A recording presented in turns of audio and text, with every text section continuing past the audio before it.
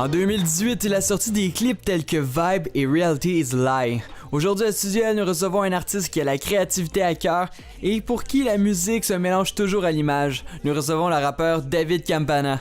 Bienvenue à Studio L et ravi de t'avoir dans nos studios. Salut, man. Même question que je pose tout le temps en premier. Le rap, c'est venu quand dans ta vie au tout début? C'est arrivé assez rapidement. J'étais chez un de mes amis, il m'a montré Kerry James, Charles Aznavour à l'ombre du show business. Moi, j'avais un désir de m'exprimer puis de dire ce que je pensais au monde. Puis ça m'a tout de suite touché. Puis j'ai vu que c'était ça que je voulais faire dans ma vie. Entre-temps, on peut remarquer qu'il y a eu pas mal de changements de Charles Aznavour à aujourd'hui. Aujourd'hui, ouais. Puis ça a été quoi ta première expérience sur la scène? Première fois que je suis monté sur le stage, j'étais à l'Escalier à Montréal. Mon ami voulait absolument qu'on pratique une des dernières tracks qu'on avait faites. Puis il me disait, il faut absolument qu'on le fasse parce qu'on va faire des concours, etc. Moi, je voulais pas, je préférais qu'on n'était pas assez prêt. Finalement, l'escalier, c'est rien, c'est juste un endroit où tu t'en vas avec un micro, puis tout le monde te regarde parce que s'ils viennent pour vivre la musique, c'est vraiment un endroit relax, c'est gratuit, la scène est gratuite, ils te l'offrent à tout le monde. Puis il n'y avait rien de stressant, mais je me rappelle que quand même, avant de monter sur scène, on était les deux stressés, puis on était comme... C'est le début d'une grande aventure. Mais pourtant, c'est juste l'escalier. Mais après ça, tu vois que les choses changent et les choses avancent. Il y a un désir pareil de qualité. Mais il y a un désir de se montrer puis de montrer son produit puis de s'essayer. Si tu fais jamais le saut sur la scène, tu peux pas savoir si c'est bon ou pas. Puis à un moment donné, puis de faire justement aussi de quoi de bon. Exact. Puis vous êtes pas dit comme on fait juste jouer comme sur l'escalier. Non, on est juste monté sur le stage, on a fait ce qu'on avait à faire, on est ressorti puis on s'est dit hey man, c'était malade, on va recommencer. Puis on n'a pas arrêté puis depuis ce temps-là, la musique continue. Vous aviez quel âge à ce moment-là par curiosité? Moi j'avais 23 puis mon ami avait 21. Ouais. OK. Puis ton premier album, ça s'est déroulé comment? Comment ça s'est développé? En fait, moi, j'étais dans un duo au départ avec justement cet ami-là, Léo. On en parlait d'ailleurs juste avant l'émission un petit peu. Justement, tu me parlais de la Belgique. Lui aussi, il a grandi. C'est un Français, mais qui a grandi en Belgique, qui a évolué en Belgique. Puis, on était ensemble, on faisait un duo. Et puis, les circonstances de la vie ont fait qu'on a dû se séparer, il a dû retourner en France. Puis moi, je me suis retrouvé un peu solo dans un duo quand même qu'on avait comme créé un nom de groupe, mais non pas des... on n'était pas comme resté individuel. Ouais, vous avez mis un nom auquel vous collaboriez plus. Exactement, tu vois. Fait que quand il est parti, j'ai comme dû me refaire un peu. Fait que moi, au départ, c'était HDC XLTK, notre groupe. X pour E, tu sais, le X. Ouais. Au départ, il n'y avait personne qui utilisait ça. Tout le monde nous disait c'est quoi ce code, ce passeport Internet. Mais qu'est-ce qui est vraiment drôle, c'est qu'aujourd'hui, dans les vidéoclips, ils utilisent ça tout le monde utilise. À profusion. Je pense que c'est rendu un boss pour le monde. Ouais, je sais, exact. Au début, c'était pas ça. Au début, c'était vraiment... ça paraissait un peu bizarre. Tout le monde disait c'est quoi le Wi-Fi, tu sais, c'était... Ouais. Au début, on voulait faire même ça comme animation logo, tu sais. Le monde pensait probablement à de quoi, comme de technologie. Ouais, exact. Genre c'était juste nos initiales, en fait. C'était juste nos initiales. Puis au final, lui est parti. Moi, je me suis retrouvé avec HDC. Je me suis dit, OK, solo, il fallait que je fasse quelque chose. On avait fait quelques singles solo ensemble. On avait fait quelques clips. On n'avait jamais vraiment préparé un album ou préparé un projet. Puis à cette époque-là, j'avais rencontré DJ Hulk, puis il nous avait dit, tu sais, faites des singles parce que les albums, les projets, ça demande beaucoup, ça demande énormément d'argent. Puis pour se faire connaître, c'est préférable de faire des singles, tu sais. Puis c'était en quelque sorte un petit peu en avance sur son temps, entre parenthèses. Ouais, mais tu sais, DJ Hulk, ça fait longtemps qu'il est là, puis il connaît sa game. T'avais une mode d'album avant, mais justement, t'as vu, ça fait pas si longtemps, on a l'impression que ça fait une éternité, ça fait pas si longtemps que la mode des singles qui est actuelle maintenant, genre, ça fait vraiment pas longtemps, non, à peine quelques années. Pas. Exact. Puis, mais quand même, je m'étais dit, tu sais, en tant qu'artiste, il te faut quand même... comme il te faut un produit, il te faut quelque chose comme que tu peux faire en show, que tu peux comme au moins une douzaine de tunes que tu peux débarquer, une chanson, un beat, t'arrives sur le stage, tu le débarques, tu défonces le stage, tu sais que t'as ton produit, t'as ton projet. Fait que, tu sais, j'ai quand même décidé de faire une mixtape. Au début, je l'appelais album, mais après... OK, le nom de l'album, c'était album. Non, mais au fait, c'est qu'il y a des différences entre les mixtapes et les albums. Un album, ça doit être produit par un label. Puis, tu sais, moi, je savais pas à cette époque-là. Fait que moi, je l'avais appelé album. Puis, au fur et à mesure, de travailler avec. T'étais indépendant comme artiste, on peut dire. Je suis toujours indépendant aujourd'hui, mais j'avais moins de connaissances au niveau de comment ça se structurait. Comment t'as été allé chercher, justement, tes connaissances au fur et à mesure? Ah, c'est l'expérience. Tu rencontres des gens, tu rencontres les bonnes personnes, tu poses les bonnes questions. Tu cherches sur Internet. Tu sais, tu veux. Fait que tu vas chercher. Parle-moi un peu, justement, des gens que t'as appris à connaître. comment t'as appris à connaître? Parce que t'as plusieurs collaborations, t'as du monde qui t'aide aussi, comme c'est un petit peu un échange, on peut dire, dans le milieu. Ben oui, ben, tu sais, après avoir sorti cet album-là, qui était toutes mes notes que j'avais gardées, qui était beaucoup en partie anglais, ben ça m'a permis de faire des shows, puis justement, Major, qui est un de mes bons amis avec qui on a commencé à faire de la musique. Je peux voir une couple de production d'ailleurs de Major sur tes chansons. Exact, c'est un gros beatmaker à Montréal, mais tu sais, au départ, on était comme, tu sais, on commençait, puis lui, j'adorais ce qu'il faisait. Puis quand j'ai sorti ma mixtape, ben, veux pas, ça m'a donné un peu plus d'exposure, puis veux pas, on a voulu collaborer sur des plus gros projets. Lui-même, il a sorti sa mixtape quelques mois avant que je sorte la mienne. Donc, j'ai fait son show, ça s'est super bien passé, puis à partir de ce moment-là, on a décidé vraiment de collaborer. Tu sais, moi, j'avais des skills en vidéo, je partage mes connaissances avec lui. Lui, il a des skills en beat, on partage, je fais ses vidéos. Parlant de skills en vidéo, il y avait un vidéoclip que je trouvais malade, que je pense que tu le mettais très avant. Je me rappelle plus du titre, t'avais des cassettes, t'étais devant un écran. C'est 2018. Vibe, exactement. Exact. Ce vidéoclip que je pense que tu l'as mis à l'avant. Exact. Comme jamais. On te voit devant plusieurs écrans. Je pense que j'ai vu comme les CD, les cassettes. Ils passaient au complet, là. On passait du début à la fin. Ben oui, ça fait partie de mon art. Je rappe en images. Au départ, c'était vraiment une phrase que je me répétais souvent. HD Campana, ça partait de là aussi. HDC, c'était là aussi. Ça a toujours été ça. Faire un peu comme un album photo en quelque sorte. Exactement. Mais tu sais, il y a certains artistes qui l'ont déjà fait dans le rap aux États-Unis. Je me rappelle plus des noms, mais tu sais, ils faisaient des albums filmiques qu'on appelle. C'est comme chaque track se suit, tu vois. Ouais. Puis ce que je prépare avec Shoto, justement, qu'on parlait un peu avant. Oui, avec d'ailleurs ta chanson Fusion. Ouais, exact. On a fusionné. Je vais te laisser expliquer le concept, là, mais en gros, on prépare une mixtape qui s'appelle Set Life, Set Vie, dans le sens cette vie, donc celle-là, mais aussi dans le sens de cette vie, dans le sens de 7 jours, parce que dans une semaine, il y a 7 jours, puis pour nous, chaque journée représente une vie. Parce que ce qui est avant n'existe pas, ce qui est après n'existe pas. Alors, on parlera tout à l'heure de fusion. Exact, mais c'est juste pour amener le fait qu'on a fait une mixtape comme ça, puis où on faisait un show, puis on s'est dit, ben on va essayer de préparer un peu la mixité de nos deux styles, parce qu'on a vraiment deux styles particuliers. Là, on parle de fusion. Ouais, exact. Okay, moi, j'ai une voix un peu plus aiguë, il y a une voix un peu plus grave. Puis notre mixtape, elle est vraiment basée là-dessus, les sonorités et tout, de nos deux voix. Donc, on s'est comme dit, OK, ben on va juste faire un clip qui va s'appeler Fusion, dans lequel on va mettre une de tes chansons, une de les miennes, puis on va comme partager la même chose dans un endroit clos pour monter sur le stage, parce qu'en fait, c'était à la station éphémère. Nous, on avait une exposition à cet endroit-là. On avait une scène à cet endroit-là. Donc, ce qu'on a décidé de faire, c'est dans le wagon qui était sur le côté de la scène. Donc, en fait, on voyait de l'extérieur, on voyait le wagon, on voyait la scène. Donc, ce que ça nous permettait de faire, c'est de faire croire aux gens qu'avant de monter sur le stage, on était dans le wagon. Pour ça, on a comme fait un plan séquence à l'intérieur du wagon de sa chanson et de la mienne qu'on a fusionné. Et à partir de ce moment-là, quand les gens ils étaient au show, ils ont juste vu la projection de nous à l'intérieur du wagon, puis ils nous ont vu sortir sur le stage à la fin de la projection. Donc, c'était vraiment ça qu'on voulait donner comme concept. C'est pour ça qu'on l'a appelé Fusion. Et c'est ça, donc je prépare une mixtape qui s'appelle Set Life avec lui, justement, avec Shoto Guapo. Puis c'est ça, il y a tout cet aspect vidéaste, de plan séquence, de direction artistique. C'est vraiment important pour moi, l'image. C'est vraiment quelque chose que je veux pas laisser à un label. C'est pour ça que je suis encore indépendant aujourd'hui. On parlait justement de fusion, que tu avais tout monté un concept autour. Cette vie, si je comprends bien, c'est monté aussi autour d'un concept assez précis. Oui, c'est monté autour du concept de... On parlait des 7 jours dans une semaine. Exactement. Pour un artiste, il y a des phases, tu sais, comme tu vis...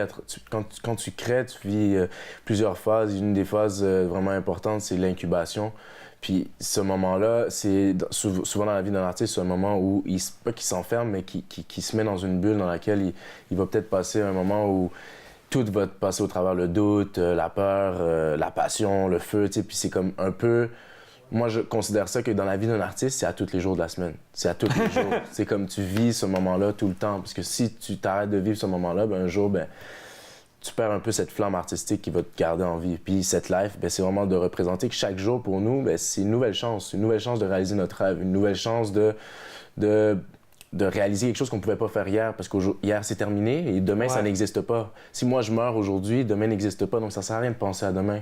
Pour moi, ce qui est important, c'est de penser à ce qui se passe maintenant, cette life qu'on vit live, puis c'est vraiment le concept. Donc chaque jour de la semaine est une nouvelle vie. Donc, une nouvelle Puis, life. on parle justement de ce jour de la semaine, d'un quotidien. À quoi ressemble ton quotidien en tant qu'artiste? Ben, Parce que je sais que tu as plusieurs travails, tu es artiste et justement, tu jongles en images et sons. Exact. Ben, j'ai une boîte qui s'appelle Septar qui réalise du vidéo. Pour moi, c'est un peu une manière de pouvoir d'aller chercher les profits nécessaires pour pouvoir investir dans ma musique.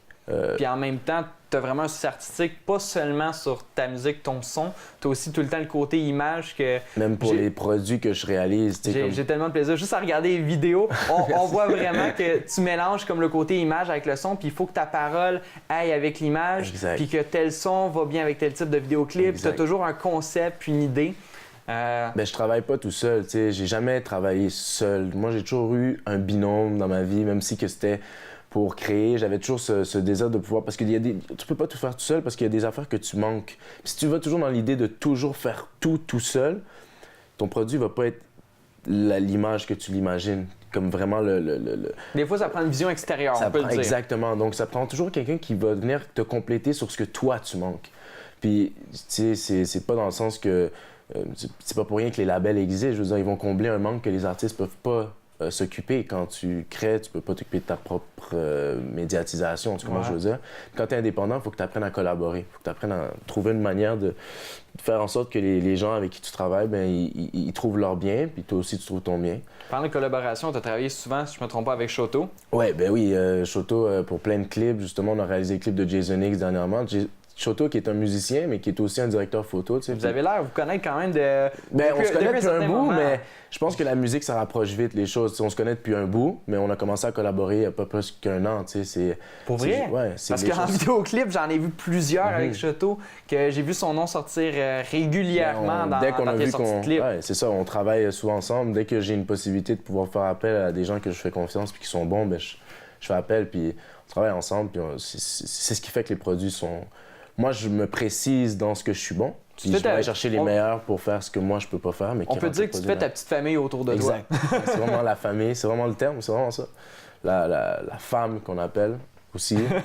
Mais ma femme aussi qui est toujours avec moi aussi dans toutes mes d'ailleurs, projets. comment elle vit avec ça?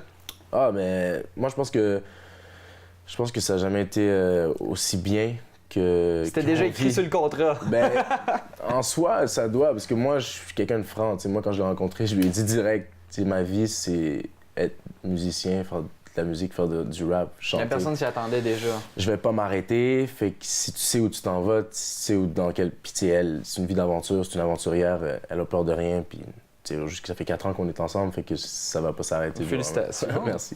Mais vraiment, c'est comme... Elle adore collaborer, puis aussi, elle s'est découvert une passion pour la réalisation en elle-même, fait que... moi, c'est quelque chose qui prenait beaucoup de mon temps, la réalisation. Fait que si j'ai quelqu'un que je peux faire confiance, que je sais qu'il a des skills, puis que je sais qu'il est bon, puis que je sais qu'il est passionné, pour mes contrats corpos, ça me permet tellement d'aller plus vite. Puis de c'est moins qu'on peut se dire, c'est vraiment ta petite famille. Ouais, exact. C'est ça. Puis côté, on a parlé beaucoup des débuts, projet d'album et tout ça, mais j'ai pu remarquer que oui, en 2017, il y a quelques clips qui sont sortis, mais on peut dire que 2018, pour toi, c'est une année où t'étais en feu. Ouais. T'en as sorti des clips cette année. Là. Ouais, à tous les mois, mais je m'étais fixé qu'à tous les mois, il fallait que je sorte quelque chose jusqu'en septembre au moins. J'ai pas pu répondre à tous les mois, mais j'ai quand même sorti à peu près, je pense, 5-6 clips genre, durant la dernière année. Tu sais, pour moi, puis sans compter ceux que j'ai travaillé, je fais des clips pour d'autres artistes aussi. Puis, mais c'est une question pour moi, comme je te dis, c'est de rester actif puis de continuer à vivre sa passion. Je veux dire, il n'y a rien d'autre. Je repensais à ça ce matin, je me disais, c'est fou parce que tu te lèves le matin. Moi, quand je me lève le matin, je me dis, il faut que j'aille faire un clip, il faut que j'aille faire. Puis je me disais. Tu fais un petit peu dans ton petit rêve. Exact. Dans le temps, je me disais, c'est fou quand j'étais comme à Québec, puis je chillais beaucoup avec mes amis, puis on faisait juste rêver de nos rêves, pas les faire, mais rêver de. On passait notre temps à se lever le matin, puis juste rêver. Puis tu fais rien, au final, tu t'en vas à le petit bistrot à côté, tu prends ta pizza, tu reviens à la maison, puis tu continues de rêver, mais tu le fais pas, tandis qu'aujourd'hui, c'est vraiment... C'est fou. Tu as les deux pieds dedans, on peut dire. Je me lève, j'ai un objectif, je dois le réaliser. Si je le fais pas, ça va pas être fait. Puis tu sais, c'est ce qui permet... Tu lèves le matin, je rêve à ça, je le fais, puis that's it. C'est ça. C'est ça qui est... Puis je pense que tout artiste souhaite cette vie-là. Là. Puis je souhaite ça à tout artiste que... que je connais ou même artistes que je connais pas. Petite parenthèse, on sait que tu es quelqu'un très créatif et c'est où que tu vas chercher justement tous tes thèmes de chansons parce que tu as tout le temps un concept très défini. C'est pas de surface avec toi. Tu vas vraiment en profondeur jusqu'à l'image, la façon que tu l'imagines, le texte. Le texte, il faut qu'il y ait un double sens, il faut qu'il y ait ici. Faut qu'il soit pensé en fonction de tel lien avec ça. Tu as vraiment un souci très, très pointueux sur tes thèmes, sur ton histoire. Puis je veux savoir d'ailleurs où tu vas chercher cette inspiration-là. Je pense que je la trouve... je l'ai trouvée dans ma... Parce que ça m'a pris du temps. Tu sais, j'ai 28 ans. Ça m'a pris du temps avant de me lancer sérieusement dans la musique. Ça m'a pris peut-être 22 ans avant de me lancer sérieusement dans la musique. Fait que je pense que toute la partie où j'aurais été jeune, que j'aurais pu comme m'exprimer, je l'ai passé à écouter, je pense, regarder, apprendre des gens, puis voir la vie, puis aussi expérimenter ma vie à moi, vivre ma vie. Tu sais, j'en ai vécu des trucs, puis je pense que quand tu vis, à un moment donné, quand tu as vécu ce que tu avais à vivre, puis que tu as vécu beaucoup de trucs, puis tu as connu beaucoup de gens avec des parcours différents, ça te permet de pouvoir mieux comprendre la vie que tu affrontes à tous les jours. Et puis je pense qu'à un moment donné où j'ai décidé de produire, c'était juste tout ce que j'avais appris, toutes les choses que j'avais créées dans d'autres styles d'art. J'ai dessiné, j'ai fait de la chorale, j'ai fait plein d'autres arts qui n'ont pas rapport avec le rap, ce qui fait en sorte que quand j'arrive pour faire le rap, genre, tout ce que j'ai côtoyé, les artistes qui sont pas dans le rap, mes amis qui écoutent pas vraiment du rap, mais ça permet de faire un produit qui est beaucoup plus unique, comme moi, mais qui finit par être créatif pour toi, parce que tu l'as pas vu ailleurs. Tu comprends ce que je veux dire? Oui, parce que tu veux vraiment le puiser de toi, tu vas pas le puiser d'un autre. C'est ça. Tu crées ton propre petit monde. C'est ça, voilà, man. C'est aussi simple, là. C'est que les gens, des fois, qu'ils essaient trop de faire quelque chose qui ressemble, mais c'est normal aussi. C'est comme faut s'inspirer sans se dénaturer. Exactement. Puis ça, c'est un travail à long terme. Puis c'est la maturité de l'artiste. Tu vieillis, tu grandis, je pense. Puis c'est vraiment ça. Puis je pense que je suis juste à devenir meilleur. Puis n'importe quel artiste qui évolue comme ça devient juste meilleur. Est-ce qu'il y avait un sentiment au début de j'ai attendu trop longtemps, j'aurais dû commencer plus tôt, puis y avait-tu comme une peur au début de partir? Il y avait une peur de partir. Oui, il y avait une peur de partir, bien sûr, parce que moi, j'ai vécu par procuration, ce qui veut dire que j'ai vécu par procuration par ma soeur. Ma soeur, elle a vraiment vécu le street life. Ma soeur, c'était vraiment une fille de street. Nous, on a grandi dans les HLM. Puis ma soeur, elle a vraiment vécu le hard life. Puis moi, ma mère, son projet, c'était que moi, je pouvais pas ne pas aller à l'école et réussir dans ce que j'avais à faire. Tu comprends? Fait que ma mère, elle a tout fait en sorte pour que moi, je sois bien protégé, pour que je sois bien entouré, pour que je puisse aller à l'école. Puis moi, d'un autre regard, je voyais ma soeur faire ses affaires.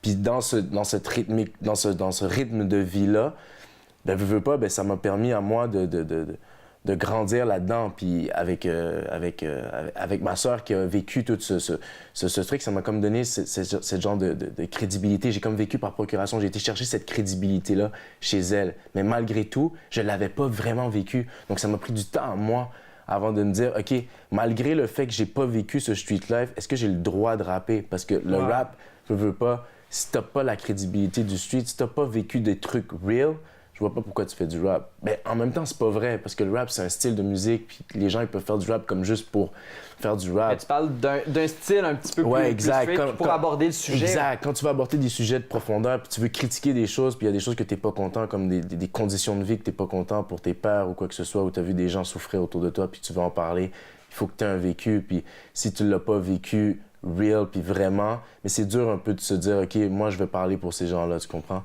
Fait que moi, c'est comme ça m'a pris du temps avant d'accepter que oui, je l'avais vécu, je l'ai vécu par procuration, je l'ai vécu au travers de ce que ma soeur vivait, puis moi, je le vivais au quotidien, de voir la police chez nous, etc. Mais c'était pas moi. C'était juste moi, j'étais un journaliste de la situation, mais ça change rien. Mais ça m'a pris du temps avant de switch, d'accepter ça. Puis aussi, il y a des gens qui ont de la misère à écrire leur propre histoire, qui fait que j'imagine écrire l'histoire en quelque sorte de quelqu'un d'autre, même si on est présent autour. Tu comprends, c'est pas bon. Fait que, tu sais, c'est dur d'écrire sur l'histoire de quelqu'un d'autre. Mais tu le vivais pareil. Exact. Je le vivais pareil, puis je l'ai vécu tellement parce que j'étais dedans. Puis je pense que c'est ce qui m'a... Ça a permis d'imprégner le hip-hop en moi, parce que pas le hip-hop, c'est c'est l'art de la rage, l'art de vaincre. T'as envie de te battre, t'as envie de grind, t'as envie de show world, que tu es passé du bottom puis t'es monté jusqu'en haut. il y a une puissance là-dedans, tu comprends? D'ailleurs, tu es parti, on peut le dire, tu parles de HLM, si je comprends bien, tu es vraiment parti de rien. Tu t'es monté ton avenir au fur et à mesure. Non, mais il faut pas prendre... Tu sais, HLM, c'est un appartement subventionné par le gouvernement. Il y a plein de gens qui vivent dans des HLM, puis c'est pas de rien. Ma mère, elle a tout fait en sorte que j'ai toujours de quoi manger. J'ai pas souffert. Il y a du monde qui souffre dans la vie. Je considère pas ça comme de la souffrance. Ce que je veux dire, c'est juste que dans des conditions de vie qui sont différentes de la normalité, parce que je veux pas... T'es comme à part, dans un plan, on appelle, tu sais, c'est comme des HLM, il y en a plus. Tu te sens un peu à part. Fait que ça crée ce sentiment des fois, qui peut être injuste ou... Puis est-ce qu'il y avait un jugement des personnes à cet égard-là? Non, parce qu'on est tous pareils. On grandit, on joue dehors, on est tous des enfants qui grandissent dans le même coin. On n'a pas de jugement l'un envers l'autre. C'est juste que peut-être que quand t'arrives, je sais pas moi... dans des écoles secondaires un peu plus huppées parce que t'as des bonnes notes ou quoi que ce soit, ben il peut y avoir des jugements, mais ça fait partie. C'est normal, ils n'ont jamais vécu ça, donc eux-mêmes, ils sont comme victimes de leur situation. Mais il y a du jugement. Non, c'est plus gros, c'est plus au niveau... tu veux pas qu'il y ait d'autres gens qui vivent des souffrances, fait que tu te dis, fuck that, je veux pas que ça continue. Même si les HLM, c'est pas si pire, tu veux pas que d'autres mondes aient à vivre ça, fait que tu vas en parler, tu vas essayer de faire changer les choses. T'avais vraiment une histoire à compter. Ben ouais, comme la plupart des gens, je pense. Ouais, mais on sent qu'il y a comme une émotivité à un moment donné dans l'histoire, faut que tu le files, faut que tu l'aies vécu, faut que tu l'aies vu, faut que tu sois capable de le raconter comme ça serait tes yeux. C'est my notebook, c'est ma vie, c'est vraiment ça. Puis c'est important d'expérimenter avant de faire de l'art, je pense. La vie, genre voyager. Si on ramène ça à aujourd'hui, parce que il y a plusieurs chansons qui ont sorti, cette année, on peut dire que tu as un album, un mixtape. Ouais, comment c'est monté? J'ai une mixtape de 2 volumes qui s'appelle My NB, qui sont My Notebook, The Way I See, The Way I Love. Donc c'est comme un peu la manière dont je vois le monde, la manière dont j'aime le monde. C'est un peu pilule rouge, pilule bleue. Puis c'est disponible sur Spotify. Puis il y a aussi il y a une mixtape qui s'en vient en duo avec mon boy Cholo Guapo. Mais présentement, j'ai des singles, mais je prépare un EP de... 2019, c'est en ligne comment? Exact. Je sais pas, EP ou album. EP ou album.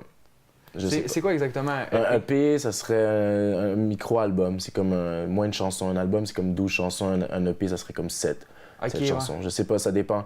Je sais pas comment je vais filer. Ça va vraiment avec le feeling. Il est encore, on peut dire, en train d'être monté. Exact.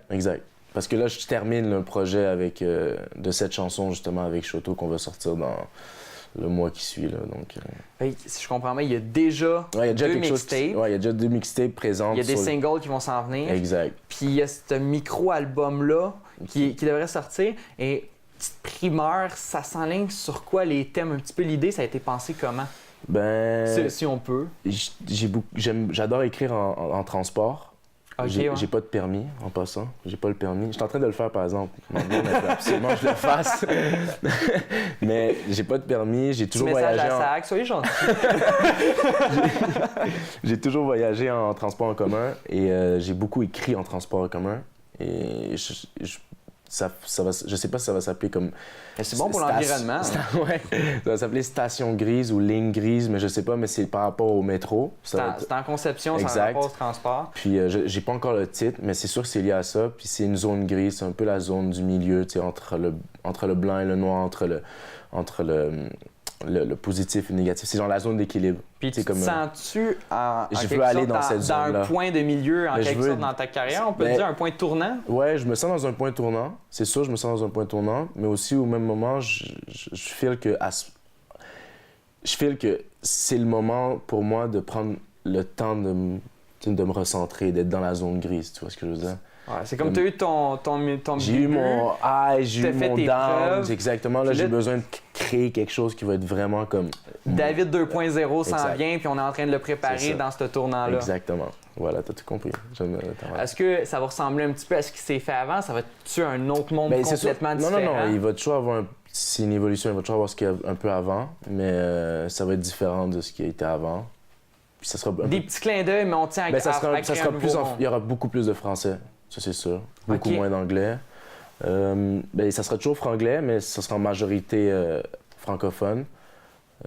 Ça sera un peu plus... des instruments un peu plus smooth, je pense. Ça va être un peu plus smooth, plus relax. Un petit peu plus relax. Exact. Quelque chose que je pourrais chanter comme dans un bistrot. Je veux quelque chose qui va me permettre de pouvoir faire des petites salles. Je veux performer beaucoup la prochaine année, donc Je me prépare un album qui va être... C'est un peu comme si ton album, tu l'avais pris comme si tu prenais le temps de t'asseoir, Exact. de regarder ce que tu as fait, compter un peu justement ce tournant, puis je suppose que les années d'après, tu vas arriver en grosse explosion. Exact. Ça dépend. On voit déjà le parcours où ça s'en va. Là. Ouais. Fait que super. Fait que finalement, où les gens peuvent te suivre? Instagram, dav.campana. Il y a aussi Facebook, David Campana. Il y a Spotify, David Campana. YouTube, David Campana. C'est toujours David Campana, donc David Campana. Aussi simple. Présent partout. Eh bien, merci énormément merci pour Thomas. cette Merci vraiment. entrevue-là. C'est gentil. Merci. Et pour notre part, on se retrouve pour une prochaine émission de Studio L.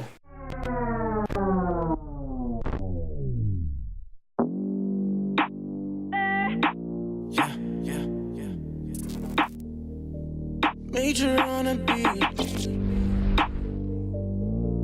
Yeah.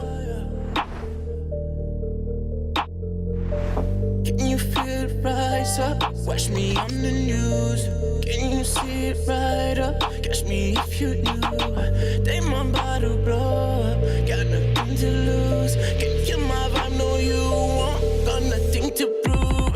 J'écris des rhymes, je crée ma vibe. Sur mon chemin, la gloire des autres me nargue. Je suis de Montréal, un monde à part. Pas d'argent derrière l'argent que je gagne. Je vis mon time, cultive mon art. Dors dans une terre énorme sans rêve le soir. J'évite d'être sage, mûri sans l'âge. Mange chaque instant de la vie ou dors en cage. Quand on honneur MTL sur la glace comme mes frères, je veux te le 4 000 avant qu'on sache.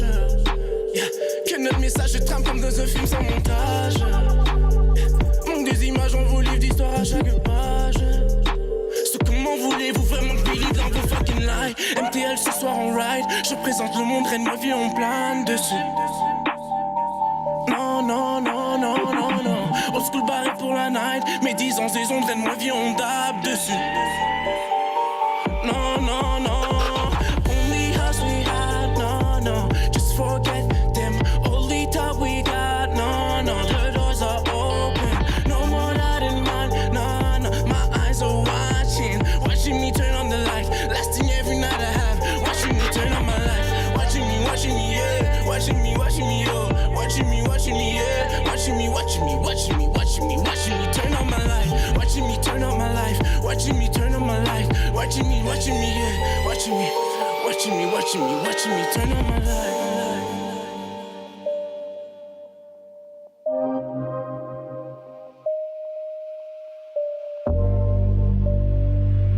Can you feel it rise up?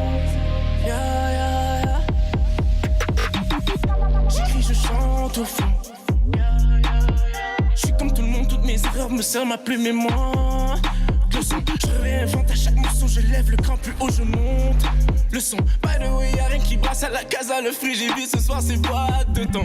Et jamais personne remplit le ventre. Never satisfied depuis le ventre. Ma vie, je la paie, on peut rien me vendre.